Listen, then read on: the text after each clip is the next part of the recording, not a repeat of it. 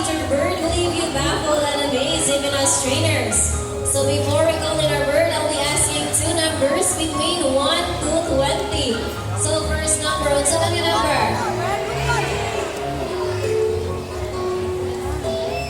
Pila? 10. So second number, pila man? 8.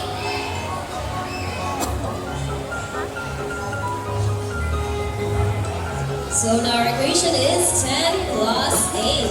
So we all know the answer, right? But before we call in our math wizard, I'll be shuffling these numbers first.